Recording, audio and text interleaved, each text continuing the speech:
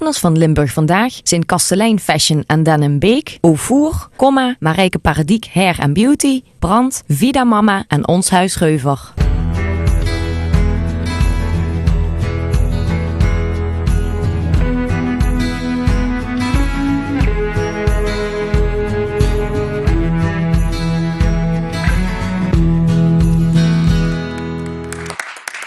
Hallo allemaal, leuk dat je weer kijkt naar een nieuwe aflevering van Limburg Vandaag op deze donderdag 20 december.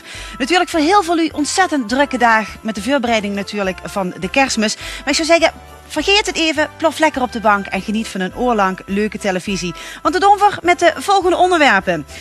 En een filmmaker uit Remung, Michiel Roosje, is druk bezig met het maken van een bijzondere documentaire over voetbal in China.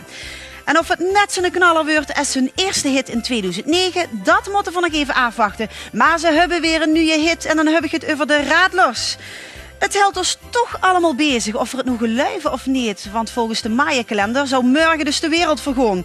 Wim Kremers gaat dus uitleggen wie dat precies zit. En zwanger zijn, dat is misschien wel het allermooiste wat ze kunt metmaken. Maar wat is ze dan aan? Dat en heel veel meer in Limburg Vandaag. Maar eerst zijn we natuurlijk ontzettend nieuwsgierig wat we allemaal in het nieuws kunnen verwachten. En daarvoor schakelen we over naar Maries van der Linden. Ja, Patty, we gaan het hebben over de Heerlandse burgemeester Paul de Pla. Want hij heeft flink uitgehold naar zijn gemeenteraadsleden. En het dorpje Wielder in de gemeente Gulpen-Wittem, dat bestaat dit jaar 750 jaar. Maar nu blijkt dat ze zich een jaar vergis hebben. Patrick Smeets vertelt dus alles wie dat precies in elkaar zit. En Patty, bist dich ook een trouwe bospop-festivalganger? Nou, als ik heel eerlijk ben, ben ik daar nog nooit geweest. En ik denk ook niet dat het echt voor mij zal zijn, Maries. Nou, dan zal voor dich het nieuws niet zo belangrijk zijn, maar voor andere bospopgangers wel. Want een groot deel van de line-up van 2013 is bekendgemaakt. Dit en veel meer straks in het nieuws. Ja, dat allemaal straks. Dankjewel, Maries. Maar ja, nu gewoon weer met Limburg Vandaag. En ik neem me met op reis. We gaan naar China, zal ik zeggen. Het grootste en meest bevolkte, drukbevolkte land van de wereld. Maar ja, ze zijn niet zo heel goed in voetbal. En dat is nu wel hetgeen waar ze een documentaire over zijn aan het maken. Nederlandse filmmakers zijn er met bezig. En een daarvan, Kumboet Remung, Michiel Roosje, welkom. Ja, er zijn zoveel miljoen inwoners in China. Maar heel goed in voetbal zijn ze niet. Waarom ga je dan daar juist een documentaire over maken? Ja, dat is inderdaad precies de vraag die we onszelf ook stelden. Ik kom inmiddels een aantal jaar in China, daar werk ik. En als grote voetbalfan vroeg ik me enorm af, hoe kan het nou dat ze niet 11 fatsoenlijke spelers bij elkaar kunnen krijgen, terwijl ze 1,3 miljard potentiële spelers hebben in China? Dus die vraag die hebben we ons gesteld en die vraag stelden we ook aan een Nederlandse documentairemaker. En die zei meteen, nou, dat is een idee om een film van te maken. Maar denk je dan dat mensen daar ook echt op staan te wachten op zo'n documentaire? Ja, dat denk ik wel. Voetbal is natuurlijk de grootste sport ter wereld. China is het meest bevolkte land ter wereld. Die twee samen leveren denk ik een heel interessant verhaal op wat voor een groot publiek interessant kan zijn. Ja, want wat gaan we dan allemaal meemaken in die documentaire? Ja, nou, China is natuurlijk volledig anders dan hier. Het is echt een wereld apart. En ik denk dat het heel goed is om mensen daarover te informeren wat er allemaal gebeurt. Wat we daarin gaan zien zijn bijvoorbeeld een aantal westerlingen die inmiddels binnen het Chinese voetbal actief zijn. Daar horen we de verhalen van, de ervaringen van.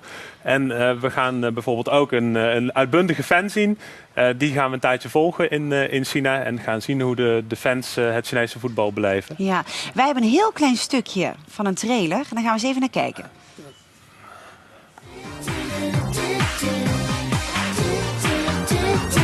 Alles artificial, hè, hier. Gewoon gras is allemaal te moeilijk.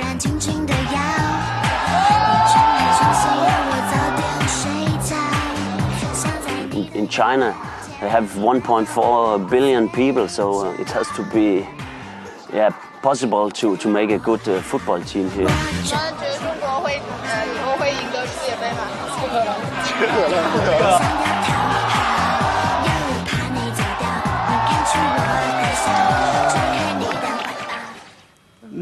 Daar moest ik wel mee lachen dat net die Chinees zelf zegt van nou, hij heeft er niet heel veel vertrouwen in. Ja, Wat denk jij dat ze anders zouden moeten doen?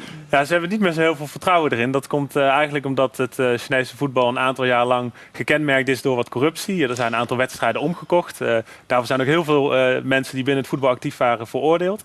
Krijgen we daar ook wat van mee tijdens die documentaire? Er zijn een aantal mensen heel erg openhartig over wat er allemaal mis is binnen het Chinese voetbal. En inderdaad is corruptie daar één van. Ja. Mogen ze daar allemaal wel open en eerlijk over vertellen? Want het is natuurlijk wel een communistisch land, hè? Ja, het is, er zijn een aantal mensen die heel vertrouwelijk zaken zeggen. Maar het is ook zo dat als iemand iets wil zeggen en dat kunnen we niet het gezicht aanplakken, dan mag hij het ook zeggen zonder dat het duidelijk is dat hij het is. Ja. Hebben jullie daar problemen mee gehad? Hebben jullie moeite gehad met dingen filmen? Ja, nou, in China is het niet heel erg makkelijk om zo met een grote camera over straat te lopen. Je wordt al snel op je vingers getikt. En daarom hebben we besloten om het eerste deel van de film wat veiliger te filmen. Door wat Westerlingen te vragen over hoe zij tegen het Chinese voetbal aankijken. En wat veiligere zaken te filmen. En in een latere fase bijvoorbeeld ook Chinese officials daar wat over te laten zeggen. Want zijn er dingen echt jullie onmogelijk gemaakt? Tot nu toe is het eigenlijk niets onmogelijk geweest. Maar dat komt omdat we het tot nu toe redelijk veilig hebben gefilmd in China. Het is natuurlijk zo dat je in China, je duikt niet even met je camera de landsgrens over. Je wordt toch wel gecontroleerd en daar moeten we gewoon heel voorzichtig mee zijn. Ja, jullie zijn nog niet klaar hè, met de documentaire. Ja. Nee, we hebben ongeveer de helft op beeld. We hebben gisteren overigens mede-Limburger Stan Valks geïnterviewd. Die had ook een aantal hele leuke verhalen over het Chinese voetbal. Leuk, wat vertelde hij zo? Hij is er in 2009 actief geweest als technisch directeur van de Chinese voetbalclub in Shanghai. En hij vertelde enorm veel leuke anekdotes waarvan we denken dat het heel mooi materiaal is om in de film te gebruiken. En daar wil je niks van verklappen, merk ik al. Nou ja, ik wil best wel één leuke anekdote daarover vertellen. Vertel. Hij vertelde, Chinese logica zit soms heel anders in elkaar. Hij vertelde het verhaal over een Chinese clubarts die ontslagen is omdat er 4 spelers tegelijk ziek waren. Oké. Nou, dat was natuurlijk de schuld van de clubarts, want die had ervoor moeten zorgen dat ze in topconditie waren. Dus dat zijn van die leuke Chinese logica die wij niet snappen hè, als Westerlingen. Ja. Maar ik heb me ook laten vertellen dat er heel wat Westerlingen dus zijn gaan voetballen, maar dat ze het niet echt doen om de kwaliteit en om de mogelijkheid, maar puur om zakken te vullen. Hoe denk jij daarover? Er zijn nu een aantal grote spelers ook in China actief. Bijvoorbeeld een Anelka en een Drogba zijn inmiddels actief in China. En er wordt van beweerd dat ze er alleen voor het geld komen. Maar aan de andere kant zorgen ze er ook voor dat er steeds meer jonge kinderen bijvoorbeeld geïnteresseerd raken in voetbal. En dat zorgt voor meer sport in het land, wat natuurlijk hartstikke gezond is. Ja. En waardoor wellicht ook het voetbal op hoger niveau in de toekomst komt te liggen. Ja. En de documentaire, jullie willen eigenlijk een beetje aandacht vragen via crowdfunding? Ja, dat klopt. Ja, het is een hele mooie benaming, maar wat is het precies? Nou, zoals ik al zei, hebben we tot nu toe de helft van de film hebben we op beeld. Maar er moet nog een hoop gefilmd worden. En dat proberen we te financieren met behulp van crowdfunding. Nou, wat is crowdfunding? Crowdfunding is een manier om te financieren. Het is tegenwoordig vrij moeilijk om via subsidie geld te krijgen voor een film. We hebben ook een aantal bedrijven benaderd waarvoor het een hele mooie kans is om zich te presenteren in relatie tot China. Maar het crowdfunden, dat is een leuke manier om te toetsen of jouw film ook door het grote publiek wordt gedragen. Want mensen kunnen via een internetwebsite een donatie maken voor onze film. Om te zorgen dat wij de film af kunnen maken. En in ruil daarvoor krijgen ze een tegenprestatie. Zoals bijvoorbeeld een uniek Chinees voetbalshirt of een dvd van de film. Maar ook voor bedrijven geven we bijvoorbeeld een workshop over hoe zaken te doen in China. En kunnen ze het logo aan de dvd verbinden. En dat loopt al aardig? Ja, we zijn inmiddels ongeveer op de helft. Er heeft zich gelukkig ook een luchtvaartmaatschappij eraan verbonden. Ja. Waardoor we een keertje zo naar China kunnen gaan. Dus dat is heel erg leuk. Oh, dat is wel heel bijzonder. En, zo hopen we dat we de komende maand de financiering helemaal rond kunnen maken. Dat we het begin van het jaar af kunnen filmen. Ja. Maar dan de grote vraag. Denk jij dat ooit China wereldkampioen gaat zijn in voetbal? Ja, we krijgen er overigens begin van de zomer krijgen we er een inkijkje in. Want dan speelt het Nederlands elftal tegen China. Een oefeninterland in China. Dan gaan we zien hoe goed ze zijn. Ik vermoed dat Nederland nog wel de betere partij is. Maar je ziet langzaam met het groeien van meer opleidingstrajecten bijvoorbeeld, dat ze een kans gaan maken om zich beter te ontwikkelen. En dan weet je het maar nooit. De Chinezen, als ze iets willen, dan zorgen ze ook dat het gebeurt. Dat hebben ze met een hele hoop zaken al bewezen. En dat gaat met het voetbal ongetwijfeld wellicht ook gebeuren. Het blijft natuurlijk nog de grote vraag. Maar heel veel succes met de documentaire. Dankjewel dat je dit wilde vertellen. Ja, dat blieft dus nog de vraag of China ooit echt goed gaat zien in het voetbalzin. Maar het is wel heel duidelijk dat de Britse pop-rockgroep Mosley Autumn ontzettend goed is in muziek maken. En hier zijn ze terug met het liedje Changing Fast.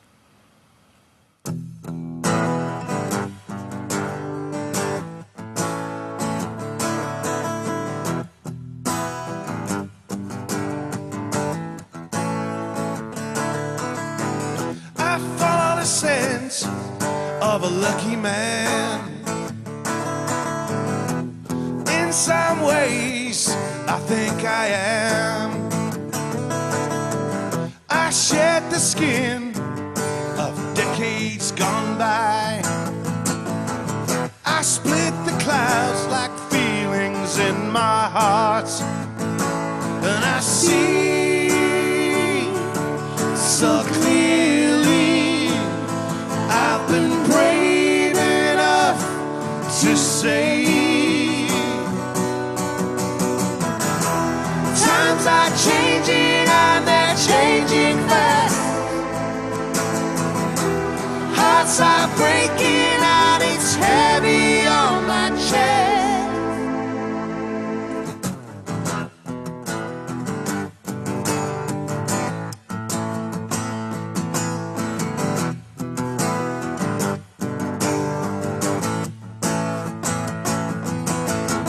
I wash my hope in other people's hands. I feel the love from you, I understand. I let it go and I feel heaven in my bones, starlight on my skin, and I see so clearly I've been brave enough to say I'm changing and I'm changing fast. Love is coming and it's lighter on my chest. People follow, and I follow them. I give myself away so you. Times are changing and they're changing so fast. Hearts are breaking and it's heavy on my chest. People follow, and I follow them. I give myself away so you can have a glance.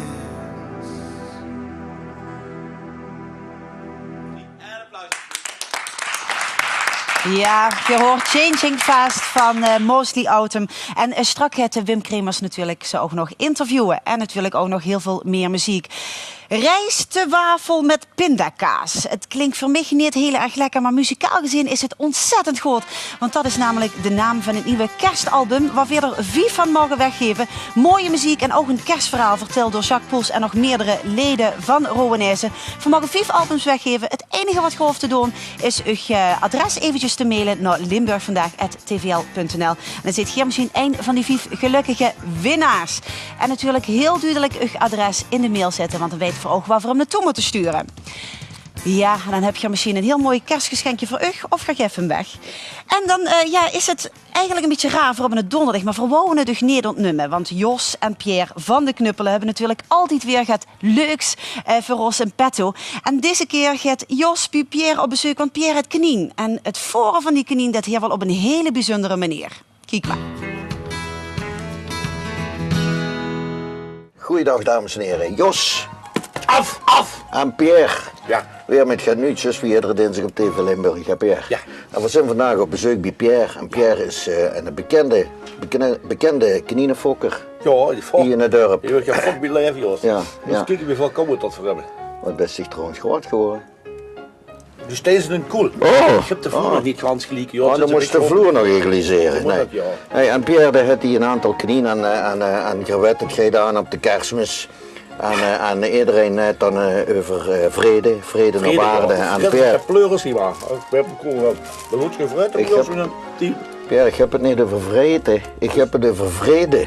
Vrede. Oh, straks gedangend. Dat is gedaan, ja. Vrede naar waarde en ook de knieën, die hebben natuurlijk ook een leuke kerstmis verdiend, hè Pierre? Oh ja, oh, je hebt eigenlijk een leuke kerstmis mee, Jos. Wat wil ze nu doen? Neem ik ze allemaal met, zet ik ze in de kar gewoon naar de Efteling. Naar de Efteling, ja, met de knie. allemaal in de draaibaan en zo. Ja, ja, En dan is ja. het druk om. Ja, Wat? Wie? Knieën het zo. Die wil me toch Deze niet niet. zeggen dat ze die braaf deertje ziet, dat ze die geen slachten. Dat weet je nog niet. Oh, wel. Oh, Niks riep zeggen, ik niks weer. zeggen, Oh niks nee, ik zeggen. zal niks meer zeggen. En daarvoor heb ik die, met de kerstmis heb ik knieën het zo, Jos. En Ja. dan breekt die een beetje op smaak. Ja. Ja. Dus die laatste weken kreeg je alleen maar azijn, eitje, kreeg je die te drinken. Te drinken. Ja. En eigen peperkoek. Ja, daar weet ik dat toch normaal deze toch in de knie slachten en dan deze dat in de pan allemaal Veel te vliegen. veel werk, veel te veel werk. Dat doen die traditie die wat er normaal voor de Ah. Dat zijn flauwknie. Dat zijn hartstikke flauwknie. Ah. Ik breng nu een beetje op smaak, dus ik kreeg een azijn. Azijn, ja. Peperkook. Ja, Schwab.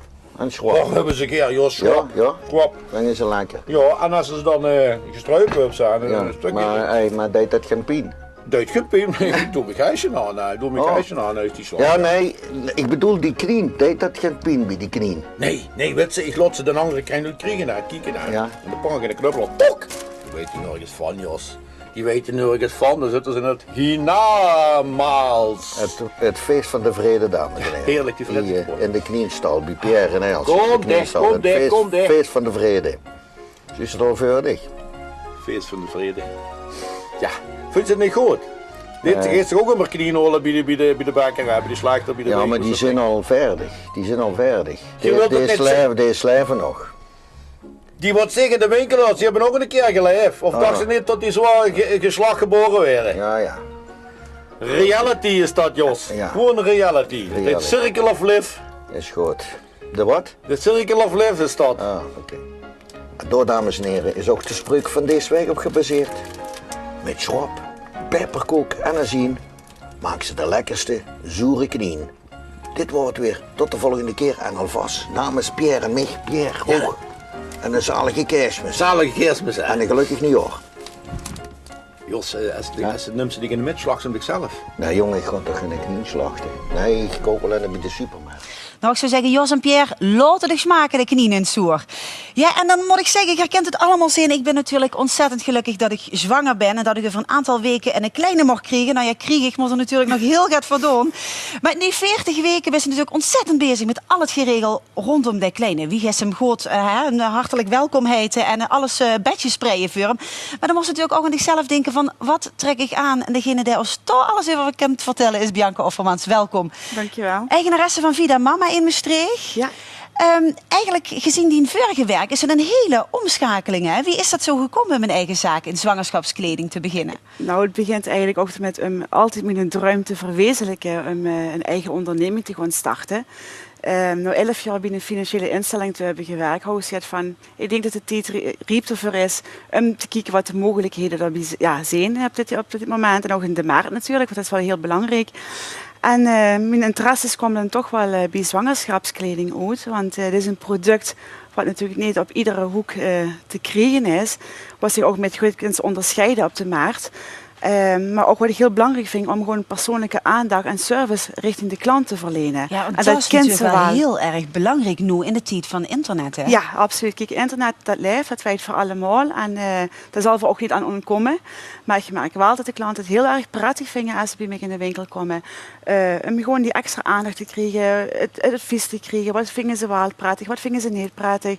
Dat ze gewoon met een goed en tevreden gevoel de deur uit gaan. Dat vind ik gewoon prettig. Nee, want hebben ze mij ook heel mooi aangekleed. En ik moet zeggen, ik vind het er ontzettend fijn in. En ik moet ook eerlijk bekennen, wie ik merkte dat ik zwanger was, dacht ik van, oh leuk, allemaal die leuke kleier met die boeken. Maar het valt toch wel vies tegen, hè, wat er in te krijgen is. Dus ik kan me heel goed voorstellen dat ze denken van, goh, daar ga ik het moois in maken. Maar wat is een beetje wat we kunnen verwachten in volgend jaar? Wat is de trend? Nou, als je nu nog kijkt voor de richting de winter, is vooral het blauw wat erg modieus is. Maar ook die kleur wat cedrux, het petrolkleur, het aubergine is heel erg mooi. Wil ze gaat naar de fellere kleurtjes gaan, dan hebben ze bijvoorbeeld, daar we even op die pop hebben staan, het fuchsia met grijs, maar ook met blauwkens combineren. Dat zijn echt wel de modekleuren voor deze winter. Ga je richting het voorjaar, dan komen echt de pastelkleuren. Die komen weer helemaal terug. En dat trekt zich door van het voorjaar naar de zomer toe. Dus eigenlijk is alles mogelijk. Als Mooi je het zo toch? weet. Ja, heerlijk. Maar Kiki was bij dicht te gast. Ja, en ja. je wordt te zien in Lifestyle afgelopen weekend. En voor de luto's die het eventueel gemist hebben, gewoon van nog eens even kijken.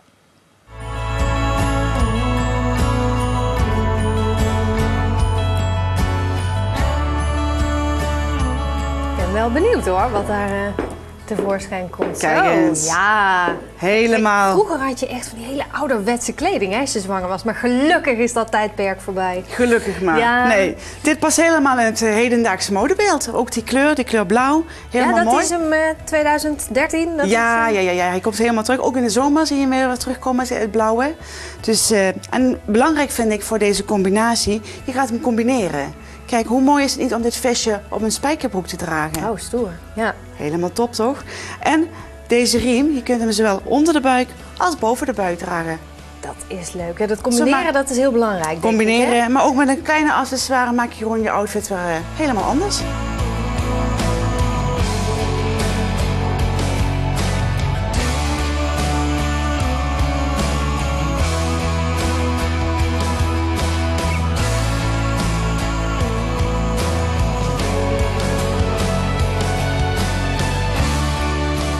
Maar het is niet alleen de kleding, het zijn ook de accessoires. Ja, een mooie accessoire die maakt het helemaal af bij deze outfit.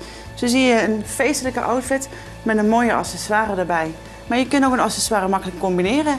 Bij deze outfit bijvoorbeeld. Ja. Mooie jurk met de kleur blauw. Ja. En die gaat gewoon, de hele zwangerschap gaat die mee. Je rekt helemaal mee naar voren. Dus lekker spul. dat is een- Voel maar eens. Ja, Oh, dat gaat wel inderdaad. ja, ook heel lekker draagbaar. Zit gewoon heel lekker, comfortabel. En na je zwangerschap doe je hem ook weer aan.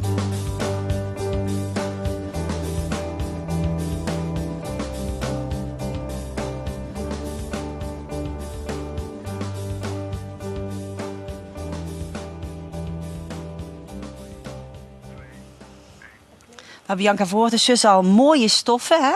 Maar wat is eigenlijk het geheim van zwangerschapskleding? Want in het begin, dan probeert ze zich toch een beetje groter aan te doen. Maar het zit toch allemaal niet, hè? Absoluut niet, doe het muitje groter. Gewoon een eigen confectiemaat aanhouden. Want de lijnen zijn zo gemaakt en de snit van de stoffen en van dit model, dat ze gewoon metgaan de hele zwangerschap door. Dus zo kind zich lekker modieuze kleren blijven dragen. Was ze in eigen kleren normaal ook zo kopen. Eigenlijk wel heel knap, want Ja. ieder lichaam verandert ontzettend. Absoluut. Het is niet alleen boek, maar er weer ook anders. Ja, hè? ja. Dus dat werd heel mooi aangepast. Ja, absoluut. Maar ik vind het eigenlijk in deze tijd van het jaar best wel een beperking, want we hebben maar een bepaalde doelgroep. Ja. Maar dat is toch heel anders, hè? Ik zie het anders, ja. Iedereen zei inderdaad, de doelgroep is beperkt. Maar ik ben ook mijn doelgroep aan het verbreden naar de niet-zwangere klanten toe. Want omdat de kleding gemak is, dat het kind raakt is, zowel naar voren als was de juist al aangeeft, naar alle kanten toe. Dus de kind toch gewoon blijven dragen. Want ik zelf heb ook... Dit is ook Dit is ook zwangerschapskleding. in principe zwangerschapskleding, maar het wordt zo goed gedragen ook door de niet-zwangere. Waarom niet? En Het zit zit gewoon natuurlijk ook nog heel comfortabel, lekker. heerlijk. Ja. Maar dan zei je dus ook van, de kind zit ook nog de zwangerschap Ja. nog dragen, maar hebben ze dan niet dat boek erin? Nee, de boek blijft er niet in zijn. De kwaliteit van de stoffen zijn zo optimaal. Ja, als het terug is zoals Oden, het zit netjes weer in vorm terug. Nou, dat is wel heel erg mooi. Ja. Niet alleen de kleding is natuurlijk heel belangrijk, maar ook wat we eronder dragen. Ja, lingerie, dat is heel belangrijk. Dat wordt soms wel eens vergeten. Maar bijvoorbeeld een fatsoenlijke BH, wat goede draagcomfort biedt, wat ook ondersteuning biedt, is ook zo belangrijk. Want ja, de borsten die groeien ook natuurlijk tijdens een zwangerschap. Ja. En die moesten ook een extra aandacht geven. Hoor. Ja, die moeten er nou ook nog goed doen. Dat bedoel ik. Maar daar had je juist al een voorbeeld gegeven van mooie kleding, want daar hebben ze een aantal metgenomen. Ja. Wat hebben ze nog meer? Biedig. Ja, dat ik heb inderdaad, de kleur Patrol heb ik bij me. Is een mooie top met onderaan een boekband die als accessoire gedragen kunt worden. Mooi. Ja, de kleur Patrol, ik heb ook echt goed truc in het winterse modebeeld. De kleur Fuchsia, wat ik ook al zei. Leuk voor op een spijkerbroek te dragen, maar ook op een zwarte broek. Gecombineerd met een vestje. ja of nee. En daarneven vind ik het heel bijzonders. Ja, het is ook heel bijzonder. Bij Vida Mama is ook bruidsmode te verkrijgen. Toch wel best wel uniek ook. Dan heb je toch wel vaker nog bruidjes die op de laatste maand in het huwelijksbootje treden. En die willen toch ook zo mooi stralen op de bijzondere dag. Dus dat ben je weer ook aan. Dus ze kunnen ook inderdaad voor bruidskleding bij dit Ja, terecht. Nou, ja. dat is wel heel bijzonder. Ja, Bruidskleding, ondergoed, hou voor dat Ja. maar accessoires. Accessoires. Maar je hebt nog meer, hè? We hebben nog meer. We hebben ook kraamcadeautjes. En we hebben ook babykleertjes tot de maat 68.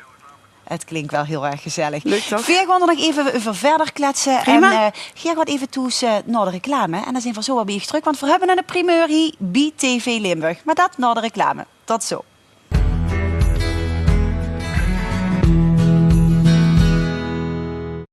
Partners van Limburg Vandaag zijn Kastelein Fashion en Den Beek, Ovoer, Marijke Paradiek Hair & Beauty, Brand, Vida Mama en Ons Huis Geuver.